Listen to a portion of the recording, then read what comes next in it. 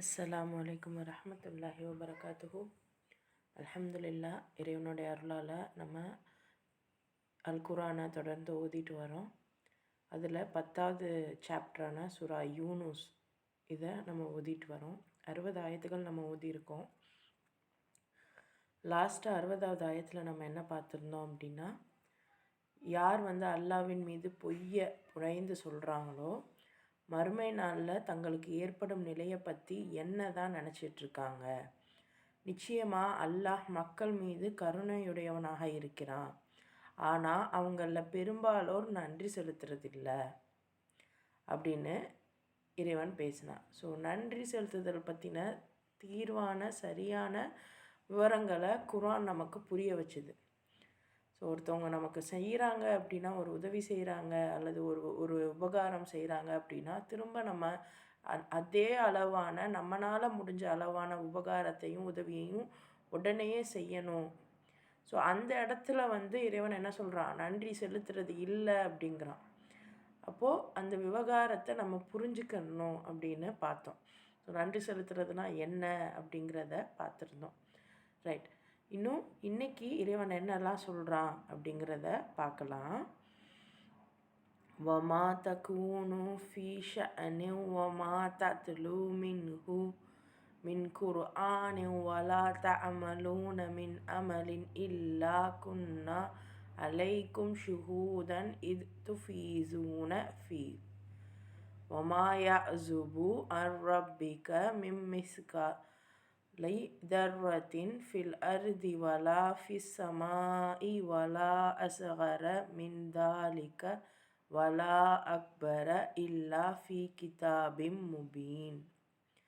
So முபீன் அப்படின்னு வந்துச்சுனாவே clear, தெளிவாக அப்படின்னு அர்த்தம். சரியா? ஸோ இந்த மாதிரி ஒவ்வொரு ஃபுல் வசனமும் நமக்கு புரியலைன்னாலும் சில வார்த்தைகளையாவது புரிஞ்சுக்கிற அளவுக்கு நம்ம பக்குவப்படணும். சரியா? ரைட்.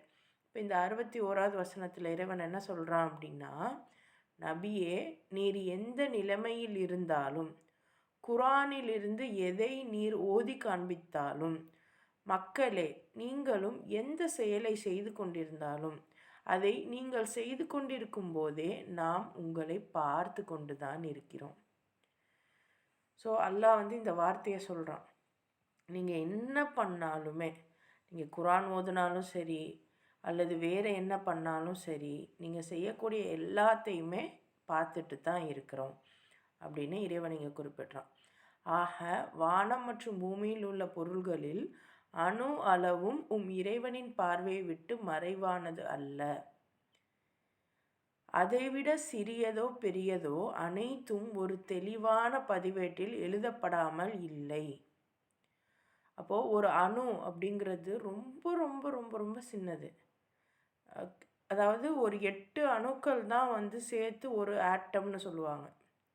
அணுங்கிறது இன்னும் துல்லியமாக சொல்லணும் அப்படின்னா தமிழ் பேர் தமிழ் தான் அணுவா? ரைட்.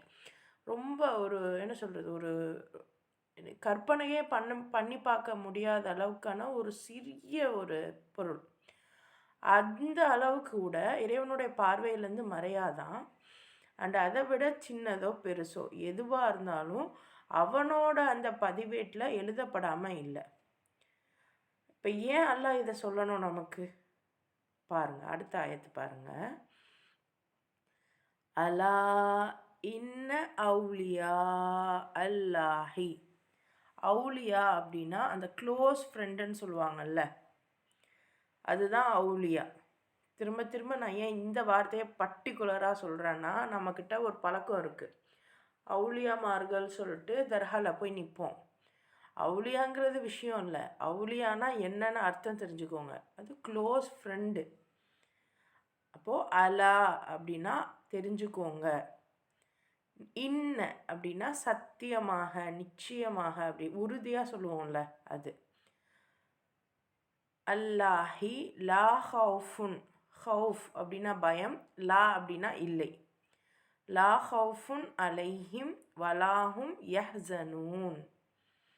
அப்போது தெரிஞ்சுக்கங்க, திண்ணமாக அல்லாஹ்வின் நேசர்களுக்கு. ஸோ யார் அல்லாஹ்வை நேசிக்கிறாங்களோ, ஸோ அங்கே ஃப்ரெண்டுன்னு வந்துச்சு, இங்கே என்ன நேசர் வருது. லைக்வைஸ், அதாவது யார் வந்து ரொம்ப அல்லாவை நேசிக்கிறாங்களோ, என்ன நேசங்கிறத நம்ம பார்த்தோம் இல்லையா, ஒரு பர்பஸ்ஃபுல்லாக இருக்கும். ஸோ அந்த மாதிரி அல்லாவுடைய நேசங்கிறது ஒரு எஜமானனுக்கும் நமக்கும் உள்ள நேசம். அவன் நம்மளை ஹையர் பண்ணியிருக்கான். ஒரு ஒரு கம்பெனியில் நம்ம வேலைக்கு போகிறோம் அப்படின்னா, அங்கே போய் வேலை பார்த்தா தான் நம்மளுடைய நேசம் வெளிப்படும். நம்மளுடைய அந்த என்ன சொல்கிறது, ஓகே அவன் கம்பெனிக்கு சரியாக இருக்காங்க அப்படின்றது வெளிப்படும். ஒரு கல்யாணம் ஆகி ஒரு வீட்டுக்கு போகிறோம் அப்படின்னா, அந்த இடத்துல நம்ம ஒழுங்காக அந்த வீட்டு பொறுப்பை எடுத்து பண்ணாதான் இந்த பொண்ணு நம்ம குடும்பத்து மேலே நல்ல பாசம் வச்சுருக்கு அப்படிங்கிறது தெரிய வரும். அப்போ அந்த மாதிரி அல்லாவுடைய நேசர் யார் அப்படின்னா, அல்லாவுக்காக வேலை செய்கிறவங்க தான். அப்போது அப்படி அல்லாக்காக நம்ம வேலை செஞ்சோன்னா அல்லாவுடைய நேசர் ஆகலாம். அதை விட்டுட்டு நான் எப்போவும் தொழுகிறேன், நான் எப்போவும் ஓதுறேன் அப்படின்னு மற்றவங்க முன்னாடி நான் காமிச்சிக்கிட்டு, தனியாக இருக்கும்போது நான் என்னென்ன பண்ணுறேன்னு எனக்கு யாருக்கும் தெரியாதுன்னு நினச்சிட்டு என் இஷ்டத்துக்கு ஏதாவது பண்ணிட்டு இருந்தால் இறைவன் பார்த்துக்கிட்டு தான் இருக்கான். அப்போது அந்த மாதிரி இல்லாமல் எப்போவுமே அல்லாஹ் சொன்ன வேலைகளை செய்யக்கூடியவர்கள், அவர்களுக்கு எந்த பயமும் இல்லை, அவங்க கஷ்டப்படவும் மாட்டாங்க. ஸோ இன்றைக்கும் நம்ம பார்க்க முடியுது, எத்தனையோ பேர் வந்து அவங்க வாழ்க்கையை நினச்சா நமக்கு பயமாக இருக்கும், இப்படி ஒரு வாழ்க்கையா அப்படின்னு. ஆனால் அவங்க நார்மலாக தான் இருப்பாங்க. ஏன் அப்படின்னா அவங்க இறைவனுக்காக அதை செய்கிறாங்க. அதாவது நம்ம பார்த்துருப்போம், இவன் ஊருக்காகனே போகிறான் அப்படின்னு சொல்லிட்டு திட்டுவாங்க. ஆனால் கடைசியில் அந்த ஊருக்காக நான் உழைக்கிறேன்னு சொல்கிறவங்க நிம்மதியாக தான் இருப்பாங்க. ஆனால் என் வீட்டுக்காக நான் செய்கிறேன், என் குழந்தைக்காக செய்கிறேன், என் பிள்ளைக்காக செய்கிறேன், என் ஒய்ஃபு, என் குடும்பத்துக்காக நான் செய்கிறேன் அப்படின்னு சொல்லி ஓடி ஓடி ஓடி குடும்பமும் நிம்மதியாக இருக்காது, நம்மளும் நிம்மதியாக இருக்க மாட்டோம். இந்த ரெண்டு தரப்பில் யார் நம்ம தான் சிந்திச்சு பார்க்கணும். ஸோ அல்லாஹ் சொல்கிறான், யார் என்ன நேசிக்கிறீங்களோ, எனக்காக இருக்கீங்களோ அவங்க துயரப்பட மாட்டாங்க அப்படின்னு. அடுத்த ஆயத்து பாருங்கள். அல்லதீன ஆமனு வகானு யத்தகூன். அப்போ அவர்களோ நம்பிக்கை கொண்டு இரையச்சமுள்ள போக்கினை மேற்கொண்டிருந்தார்கள். பாருங்க,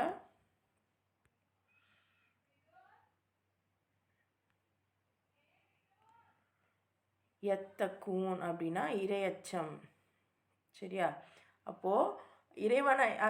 இறைவனை நேசிக்கிறவங்க யாராக இருக்காங்க? இறைவனை அஞ்சக்கூடியவங்களாக இருக்காங்க. அப்போ இறைவனை அஞ்சணும் அப்படின்னா சேம் அல்லாவை இப்போ ஒருத்தவங்கள நான் நேசிக்கிறேன் அப்படின்னா அவங்களுக்காக நான் ஏதாவது செய்யணும். இதுதானே இப்போ ஒரு நேசத்தோட அடையாளமே. அதில் ஏதாவது மாற்று கருத்து இருக்கா? அப்போது அல்லாஹ்க்காக நான் என்ன செய்கிறேன், அப்படி அல்லாஹ்க்காக வேலைகளை செஞ்சு அல்லாஹ் சொன்ன இறை அச்சங்கிறத தாண்டி இறைவன் சொன்ன வேலைகளை செய்கிறது, அதுதானே. அந்த இப்போ வீட்டில் உள்ளவங்க, இப்போ அத்தா இருக்காங்க, அம்மா இருக்காங்கன்னா அம்மாவுக்கு பயந்து அத்தாவுக்கு பயந்து அத்தா சொல்கிற வேலையை நம்ம செய்வோம் இல்லையா, அம்மா சொல்கிற வேலையை நம்ம செய்வோம். ஸோ அந்த மாதிரி அச்சங்கிறது ஒரேடியாக வந்து நம்ம அப்படியே பயத்தில் மூழ்கி போகிறதில்லை. அந்த மேலே உள்ள அந்த மரியாதை, அந்த அந்த விஷயத்துக்காக நான் அவங்க சொல்ல செய்கிறோம் இல்லையா, அதுதான். ஸோ அப்படி இறைவன் மீது அவங்க நம்பிக்கை கொண்டு இறைவன் சொன்ன சொற்களை செயல்படுத்திட்டு இருப்பாங்க. யார்? இறைநேசமுடையவர்கள், அவுலியாக்கள், இறைவனை நேசிக்கக்கூடியவர்கள். அடுத்து பாருங்க, லஹுமுல் புஷ்ரா ஃபில் ஹயாத்தி துன்யா வஃபில் ஆஹிரா லா தப்தீல லிகலிமாத்தில்லா தாலிக ஹுவல் ஃபௌசுல் அதீம். இவ்வுலக வாழ்க்கையிலும் மறுமையிலும் அவர்களுக்கு நற்செய்திகள் இருக்கிறன. அல்லாஹ்வின் வாக்குகள் மாறக்கூடியவை அல்ல, இதுதான் மாபெரும் வெற்றியாகும். அப்போது அந்த மாபெரும் வெற்றி என்னது? யார் இறைவனை நேசித்து இறைவன் சொன்ன சொற்களை செயல்படுத்துகிறாங்களோ அவங்களுக்கு இந்த வாழ்க்கையிலையும் மறுமையிலையும் நற்செய்தி இருக்கான். நம்ம என்ன நினச்சிக்கிறோம், நம்ம இங்கே கஷ்டப்பட்டாலும் அங்கே சொர்க்கத்தில் நமக்கு பலன் கிடைக்கும் அப்படின்னு. நீங்கள் உண்மையாகவே அல்லாஹ்க்கான வேலையை செஞ்சீங்கன்னா இங்கேயே நல்லா தான் இருப்பீங்க. அப்போ என்ன வேலைங்கிறத பாருங்க, சிந்திங்க. அல்லாஹ் நம்மளை சோம்பேறியாக இருக்க சொல்லலை, உழைக்க தான் சொல்கிறான். எப்படி உழைக்கணுங்கிறது தான் நமக்கு இன்றைக்கி தெரியாமல் இருக்குது. ஸோ இங்கே நான் நல்லபடியாக வாழ்கிறதுக்கு உழைக்கத்தான் வேணும். அது அல்லாஹ் சொன்ன முறைப்படி இருக்கணும். அப்படி இருந்தால் கண்டிப்பாக இங்கேயும் சந்தோஷமாக இருக்கலாம், மறுமையிலையும் சந்தோஷமாக இருக்கலாம். ஸோ அவங்களுக்கு நற்செய்தி இருக்குது. இது அல்லாஹ் கொடுத்த வாக்குறுதி, இது மாறாது, இது மாபெரும் வெற்றி அப்படின்னு இறைவன் பேசுகிறான். இப்போ இந்த ஆயத்துக்கள்லாம் நபி ஸல்லல்லாஹு அலைஹி வஸல்லம் காலத்தில் சொல்லப்படுது.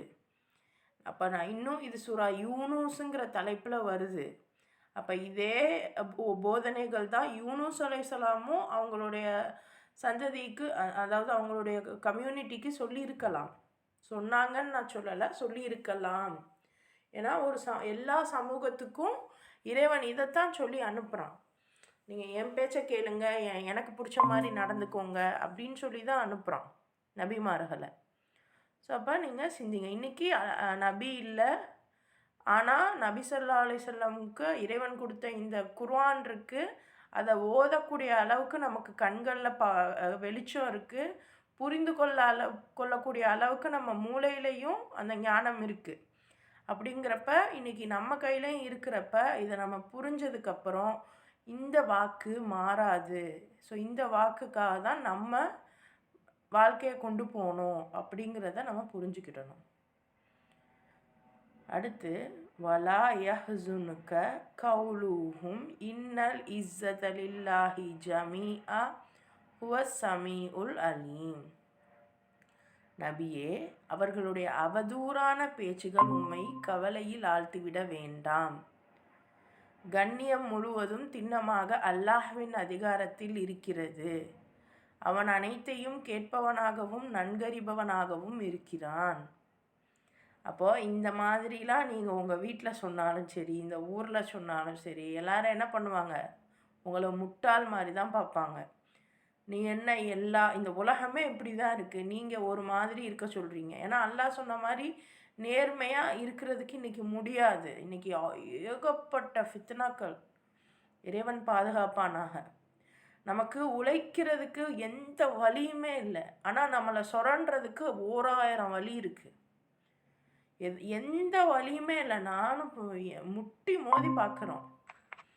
ஆனால் நமக்கு வருமானத்துக்கு இங்கே எந்த வழியுமே யாருமே தரல. ஆனால் இருக்கிற காசை வாங்கிறதுக்கு ஏகப்பட்ட வழிகள் இருக்குது. முக்கியமாக மதத்தின் பெயராலேயே வாங்குறாங்க. மதம்ன்றதை தாண்டி எதில் உங்களுக்கு ஆசை இருக்கோ அதை வச்சு உங்ககிட்ட இருந்து வாங்குறாங்க. நன்மைங்கிற பெயராலையும் வாங்குறாங்க. இன்றைக்கி நம்ம கூலி கொடுக்க யோசிக்கிறோம், ஆனால் தர்மம் சதக்கான்ற பேரில் எல்லாம் கொடுக்குறோம். இது எவ்வளோ ஒரு அபத்தம். ஒரு காய்கறி விற்கிறவங்கள்ட்ட ஒரு 3 ரூபா 5 ரூபாய்க்கு பேரம் பேசுகிறோம். அதே 3 ரூபா 5 ரூபாவை தானமாக, அதாவது பிச்சையாக நம்ம போடுறோம். அப்போ இது எப்படிப்பட்ட ஒரு நிலைமை நமக்கு? அப்போது அல்லாஹ் சொல்கிறான், இந்த மாதிரி நீங்கள் என்னுடைய இறைவனுடைய விஷயங்களை நீங்கள் சொல்லும்போது இந்த மக்கள் உங்களை குறைவாக பேசுவாங்க. அப்படி பேசுனா நீங்கள் கவலைப்படாதீங்க. எல்லா கண்ணியமும் அல்லாஹ் கிட்ட தான் இருக்குது. அல்லாஹ் எல்லாத்தையும் கேட்டுட்ருக்கான், எல்லாத்தையும் பார்த்துட்ருக்கான், அவனுக்கு எல்லாமே தெரியும் அப்படின்னு சொல்கிறான். ஸோ அப்போ நபிமார்களுக்கே அந்த நிலமை தான் அப்படின்னா, நம்ம ஒரு வாட்டி நல்லதை சொல்லிவிட்டு என் புள்ள கேட்கலன்னு போட்டு நம்ம டென்ஷன் ஆகுறதுல வேலையே இல்லை. நம்மளை சரி பண்ணிக்கிட்டு இருக்கணும், அவ்வளோதான். அதுக்கு என்ன பண்ண முடியும்? சிந்திப்போம். அலா இன்ன லில்லாஹி மன் ஃபிஸ் ஸமாவாத்தி வ மன் ஃபில் அர்த் வமா யத்தபிஉல் லதீன யதுஊன மின் தூனில்லாஹி ஷுரகா யத்தபிஊன இல்லா ஸன்ன வ இன்ஹும் இல்லா யஹ்ருஸூன். அறிந்து கொள்ளுங்கள், வானங்களில் உள்ளவர்கள் பூமியில் உள்ளவர்கள் அனைவரும் அல்லாவிற்குரியவர்கள் ஆவர். எவர்கள் அல்லாஹ்வை விட்டுவிட்டு தாம் உருவாக்கி கொண்ட தெய்வங்களை அழைக்கிறார்களோ அவர்கள் வெறும் யூகங்களைத்தான் பின்பற்றுகிறார்கள், மேலும் வெறும் கற்பனைகளில்தான் மூழ்கி இருக்கிறார்கள். அப்போ வானம் பூமி இதில் இருக்கிற எல்லாவற்றுக்குமே உரியவன் யாரு? அல்லாஹ் தான். அப்போ அல்லாஹ் தான். இப்போ யோசிச்சு பாருங்க, ஒரு இப்போ டெஸ்லா கார் இருக்குது, இல்லை ஒரு இப்போ பிரீத்தி ப்ரெஷர் குக்கர் இருக்குது. எதுக்கு காருக்கு போகிறோம்? குக்கர் இருக்குது. இப்போ அந்த குக்கர் எப்படி வேலை செய்யும் என்னங்கிறது அந்த கம்பெனியோட கேட்லாக் பார்த்தா தானே நமக்கு தெரியும். பிரீத்தி குக்கருக்கு போயிட்டு நம்ம வேறு ஏதாவது பட்டர்ஃப்ளை குக்கரோட கேட்லாக் பார்த்து நம்ம செய்ய முடியுமா? இவன் ஒரு மாதிரி படைச்சி செஞ்சுருப்பான், அவன் ஒரு மாதிரி செஞ்சுருப்பான். இப்போ அதுக்கே ஒரு சின்ன பொருள், அதுக்கே யாரை க்ரியேட் பண்ணியிருக்காங்களோ அவங்களுடைய பேச்சை தான் நம்ம கேட்குறோம். ஆனால் அல்லாஹ் சொல்கிறான், வானம் பூமி எல்லாமே உள்ள ஒவ்வொன்றுமே, நம்மளுடைய வீடாக இருக்கட்டும், இன்னும் பொருளாதாரமாக இருக்கட்டும், அரசியலாக இருக்கட்டும், உறவுகளாக இருக்கட்டும், இன்னும் வணிகமாக இருக்கட்டும், எல்லாமே அல்லாஹ் தான் படைச்சிருக்கான். அப்போது என்னை விட்டுட்டு நீங்களாக ஒரு தெய்வத்தை உருவாக்கியிருக்கீங்க அப்படின்னா, ஒவ்வொன்றத்துக்கும் அல்லாஹ் இப்படி தான் இருக்கணும்னு கேட்டலாக் கொடுத்துருக்கான், சட்டங்கள் கொடுத்துருக்கான். ஆனால் நீங்கள் என்ன பண்ணிக்கிறீங்க, இதுக்கெல்லாம் வேறு யாரோ எழுதின சட்டம் தான் சரின்னு சொல்லிட்டு அந்த சட்டத்தை ஃபாலோ பண்ணுறீங்க. ஆமாவா இல்லையா? இன்றைக்கி என்ன பிரச்சனையாக இருந்தாலும் நம்ம என்ன பண்ணுறோம்? பொருளாதார சிக்கலாக பேங்க்குக்கு போ, இன்னும் வீட்டில் பிரச்சனையா போலீஸ் ஸ்டேஷனுக்கு போ. அப்போ அதுக்குன்னு போகக்கூடாதுன்னு இல்லை, இன்றைக்கி வேறு வழி இல்லை எனக்கு, அதனால நான் போய்தான் ஆகணும். ஆனால் மனசில் வைங்க, என்னைக்கா இருந்தாலும் இது மாறும். மாறும்போது எதிரியாக நம்ம தான் நிற்போம். இது எப்படி மாறப்போகுதுன்னு. எப்படி அது என்ன என்ஆர்ஐயா? என்ஆர்ஐ இல்லை, ஒரு இது இப்போ ஒரு 2020 வந்துச்சே, அதாவது நான் ரெசிடென்ஸ் சொல்லிட்டு, நீங்கள் அதாவது முஸ்லீம்கள் எல்லாம் குடியுரிமை இல்லை தர முடியாது முஸ்லீம்களுக்கு அப்படின்னு சொல்லும்போது நம்ம போராட்டத்தில் குதித்தோம், குடியுரிமை தர முடியாதுன்னு சொன்னதுக்கே. ஆனால் அல்லாஹ் என்ன சொல்கிறான், உங்களோட சொந்த வீட்டு வாசலை விட்டுட்டே நீங்கள் வெளியே போங்கங்கிறான். அப்போ நம்ம போக ரெடியாக இருந்தோமா? இந்த மாதிரி இவங்க அனுப்பும்போது நம்ம போக ரெடியாக இருந்தோமா? அல்லாஹ்க்காக நம்ம எதிர்த்து நிற்க ரெடியாக இருந்தோமா? விட்டு கொடுத்துட்டு போக ரெடியாக இருந்தோமா? இல்லை. அப்போ அந்த மாதிரி எத்தனையோ விஷயங்கள் இறைவன் நமக்கு எதிர்பார்த்து கேட்கும்போது நம்ம கொடுக்கறதுக்கு ரெடியாக இருக்க மாட்டோம். ஏன்னா அப்படி தான் நம்ம வளர்ந்துட்டோம். ஸோ இனிமே நம்மளுடைய எண்ணங்கள் மாறணும். இறைவன் இப்போ அன்னைக்கு நமக்கு தெரியாது அல்லாஹ் இதெல்லாம் விட்டுட்டு போக சொன்னான்னு, இன்னைக்கு நமக்கு தெரிஞ்சிருச்சு. ஸோ அந்த மாதிரி அல்லாஹ் தான் நம்மளெல்லாம் படைச்சி இவ்வளோ இதையும் பண்ணுறான். ஸோ அவனை விட்டுட்டு வேறு தெய்வங்கள்னால் வேறு ஒரு ஒரு கட்டளை இடுபவனை, வேறு ஒரு ரூல்ஸ் அண்ட் ரெகுலேஷன்ஸை நீங்கள் ஃபாலோ பண்ணுறீங்களா? அப்படி நீங்கள் ஃபாலோ பண்ணுறீங்க அப்படின்னா அது வெறும் யூகங்கள் தான். படைச்சவனுக்கு தெரியும் யாருக்கு எங்கே நன்மை வரும் எங்கே தீமை வரும்னு, அதனால அவன் ப்ராப்பராக சட்டம் விதிப்பான்.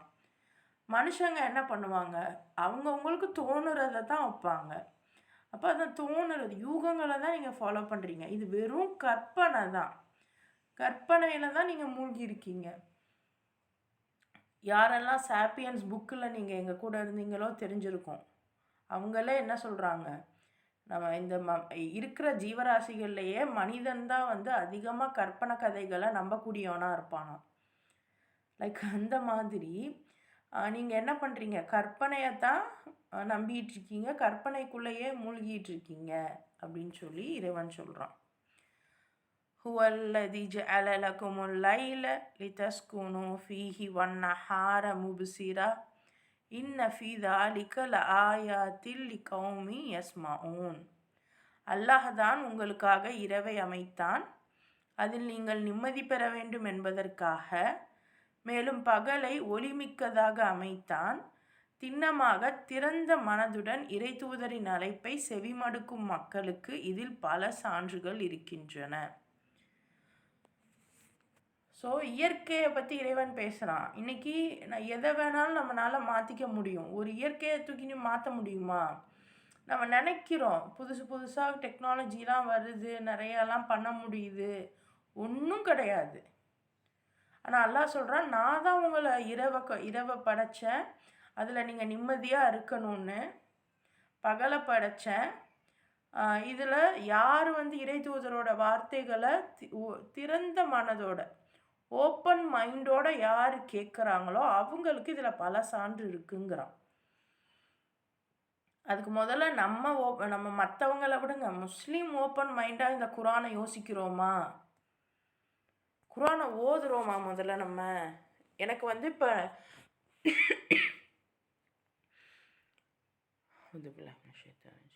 எனக்கு இந்த அல்ஹம்துலில்லாஹ் நமக்கு ரமதான் வருது.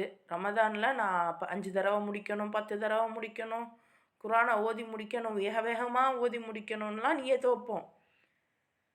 வேக வேகமாக ஓதி முடித்து என்ன பிரயோஜனம்? குரானை மனனம் செஞ்சு என்ன பிரயோஜனம்? யாருமே இதெல்லாம் செய்ய மாட்டாங்க நம்மளை தவிர. அப்போது விஷயம் என்னன்னா, என்ன இருக்குன்னு நம்ம ஏதாவது படித்து பார்க்குறோமா? புரிஞ்சுக்கிறோமா? இப்போது அந்த ஓப்பன் மைண்டோட குரான் அணுகிறவங்க, இறை தூதரின் அழைப்பை கேட்குறவங்களுக்கு அல்லாஹ்வுடைய அத்தாட்சிகள் பல இருக்குது அப்படின்னு இங்கே இறைவன் சொல்கிறான். காலு தகதல்லாஹு வலதன் சுபஹானஹு. வலதன் அப்படின்னா சந்ததி, வலத் அப்படின்னா சந்ததி, மக்கமாறு சொல்லுவாங்கள்ல, சில்ட்ரன். சுபஹானஹு பரிசுத்தமானவன், கனியு தேவையற்றவன். ஸோ அல்லாஹ் பாருங்கள், ரைட், அதாவது இந்த மக்கள் சொல்கிறாங்களாம் அல்லாஹ் ஒரு சந்ததியை ஏற்படுத்திக்கிறான் அப்படின்ட்டு. ஸோ அதான் வலதன் அப்படின்னா சந்ததி. ஆனால் அல்லாஹ் எப்படிப்பட்டவன்? பரிசுத்தமானவன், கனி தேவையற்றவன். மா ஃபி சமாவாத்தி வமா ஃபில் அர்தி, வானம் பூமியில் உள்ள எல்லாமே, இந்தக்கும் இந்தக்கும் மின் சுல்தானிம் பிஹாதா அதகூலூன அலல்லாஹி மாலா தஅலமூன். இந்த தஅலமூன் அப்படின்னா அறிவது, லா வந்ததுனால அதோட ஆப்போசிட் அறிய மாட்டீர்கள். ஸோ அலமூன், அலம், தஅலம் இதெல்லாம் வந்துச்சுன்னா தெரிஞ்சுக்கோங்க, அறிஞ்சுக்கோங்கன்ற மாதிரியான பொருட்கள். ஸோ இங்கே என்ன சொல்கிறான்னா, அல்லாஹ் தனக்கு ஒரு மகனை ஏற்படுத்திக்கிட்டான் அப்படின்னு இந்த மக்கள் சொல்கிறாங்க. அல்லாஹ் புனிதமானவன். ஸோ அவனுக்கு மக்கள்லாம் தேவையே இல்லை. அவன் தேவையில்லாதவன், அதாவது தேவைகள் இல்லாதவன். அல்லாஹ் தேவையில்லாதவன் இல்லை, அவன் நமக்கு தேவை. ஆனால் அவனுக்கு யாரும் தேவையில்லாதவன். புரியுதா? ஸோ நமக்கு தான் அல்லாஹ் தேவையை ஒழிய அல்லாஹ்க்கு நம்ம ஒருபோதும் தேவையில்லை. ஸோ வானங்களிலும் பூமியிலும் உள்ள அனைத்தும் அவனுக்கு தான் உரியது. இப்போ இந்த நிலையில் இந்த கூற்றுக்கு உங்களிடம் என்னதான் ஆதாரம் இருக்கிறது? நீங்கள் அறியாதவற்றை அல்லாஹ்வின் மீது ஏற்றி சொல்கிறீர்கள். அப்போ அந்த மக்கள் எப்படி இருந்திருக்காங்க பாருங்கள். ஒவ்வொன்றுமே சொல்ல எல்லாம் நம்மளை சொல்கிற மாதிரி தான் இருக்குது. இருந்தாலும் அந்த யூனுஸ் அலைஹிஸ்ஸலாமுடைய பேரை சொல்லி இந்த ஒரு வசனங்கள் இவ்வளவும் வருது. இந்த மக்கள் இப்படிலாம் இருந்திருக்காங்கன்னு வர்றப்ப பிரமிப்பாக இருக்குது.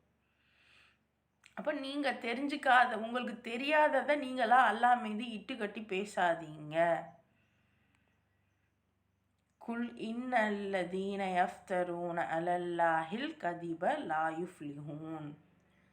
நபியே நீங்கள் சொல்லுங்கள், எவர்கள் அல்லாஹ்வின் மீது பொய்யை புனைந்து கூறுகிறார்களோ அவர்கள் ஒருபோதும் வெற்றி அடைவதில்லை. ஸோ அல்லாஹ் மீது நீங்கள் பொய்யை புனைந்து சொல்கிறீங்க அப்படின்னா ஒரு நாளும் வெற்றி அடைய மாட்டீங்க.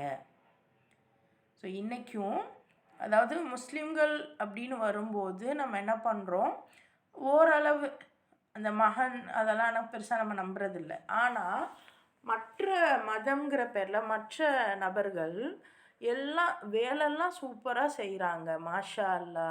ஆனால் படைத்த அந்த இறைவன் ஒருத்தர் இருக்காங்கிறதை நீங்கள் ஏற்றுக்கிறீங்க, மாஷா அல்லா, சூப்பர். ஆனால் ஏன் படைத்த இறைவனோட வேற வேற ஆட்களையும் சேர்த்து நீங்கள் கும்பிட்றீங்க? அப்போ அது உங்களை படைச்ச அந்த இறைவனுக்கு கோபத்தை ஏற்படுத்தாதா? எல்லாத்தையுமே நான் தான் பார்த்துக்கிறேன்னு ஒருத்தன் சொல்கிறான். ஆனால் நீங்கள் என்ன பண்ணுறீங்க? அதாவது ரொம்ப முக்கியம், நன்றி சொல்கிறதுங்கிறது வேற. ரொம்ப அதுக்காகவே நான் என்னை அர்ப்பணிக்கிறேங்கிறது வேற. ஸோ நீங்கள் என்ன பண்ணுறீங்க? நான் இதுதான் என்னுடைய கடவுள்னு சொல்லிடுறீங்க. ஒரு படி மேலே போய் எதை பார்த்தாலும் கடவுள்ன்றீங்க. எதையுமே எல்லாத்துக்குமே கட்டுப்படுறீங்க. அப்போ கொஞ்சம் சிந்திங்க, கொஞ்சம் சிந்திச்சு பாருங்க. ஒரு பவர், சூப்பர் பவர் இருக்குது, அது சொல்லுது எல்லாமே நான் தான்னு. அதை விட்டுட்டு நீங்கள் யாரை கும்பிட்றீங்க, யாரை வணங்குறீங்க, யார் பேச்சை கேட்குறீங்க அப்படின்றத கொஞ்சம் சிந்திச்சு பாருங்க. அப்போ யார் இறைவன் மீது பொய்யை புனைந்து சொல்கிறாங்களோ அவங்க ஒருபோதும் வெற்றி அடைய போகிறது இல்லை. மதா உன் ஃபித்துனியா சும்ம இலைனா மர்ஜிஊஹும் சும்ம நுதீஃப்கூஹும் அல் அதாப ஷதீத பிமா கானு யக்ஃபுரூன். உலகில் அவர்கள் அனுபவிப்பது கொஞ்ச நாள் வாழ்க்கைதான். பிறகு நம்மிடமே அவர்கள் திரும்ப வர வேண்டியுள்ளது. பின்னர் அவர்கள் மேற்கொண்டிருந்த நிராகரிப்பு போக்கிற்கு பகரமாக கடுமையான வேதனையை அவர்கள் சுவைக்கும்படி செய்வோம். அப்போது கொஞ்ச காலம்தான் பூமியில் இருக்க போகிறாங்க, திருப்பவும் இறைவன்கிட்ட தான் வரப்போகிறாங்க. அப்படி வரும்போது நீங்கள் நிராகரித்ததற்காக உங்களுக்கு கடுமையான வேதனை இருக்கும். அப்போ எந்த இடத்துல எல்லாம் நிராகரிப்புங்கிறான்? இட்டு கட்டி பேசுகிறாங்க. யாரெல்லாம் இட்டு கட்டி பேசுகிறாங்களோ அவங்கெல்லாம் தான். யாரெல்லாம் அல்லாஹ்க்கு மகன் இருக்குது அப்படின்னு பேசுகிறாங்களோ அவங்கெல்லாம் தான். நீங்கள் வேணால் ஒரு பட்டியல் போட்டு வைங்க, நிராகரிப்பாளர்கள், நிராகரிப்பு போக்கை கொண்டவர்கள் அப்படின்னு போட்டு அல்லாஹ் யார் யாரெல்லாம் குறிப்பிடுறான்னு பட்டியல் போட்டு வைங்க. அந்த பட்டியலில் 10ல் 9 பேர் நம்மளாக தான் இருப்போம். இறைவன் பாதுகாப்பானாக. இன்னொன்று, இதை விட தாண்டி இன்னொரு நிராகரிப்பு போக்கு, குஃப்ரு போக்கு அப்படின்னு பார்த்தீங்கன்னா, மற்றவங்களாவது வேறு பொருட்களை கடவுளாக நம்புகிறவங்க. சிலர்லாம் தான் கடவுள்னே இருக்காங்க. இப்போ நான் என்ன ஃபாலோ பண்ணுங்க, நான் சொல்கிறத மட்டும் கேளுங்க அப்படின்னு கூட இருக்காங்க. ஸோ அதிலிருந்தும் இறைவன் நம்மளை பாதுகாப்பானாக. ஸோ இந்த ஆயத்தோட இன்றைக்கி நம்ம முடிக்கலாம். இன்ஷா அல்லாஹ் மீதி ஆயத்துக்களை நம்ம திங்கக்கிழமை பார்க்கலாம்.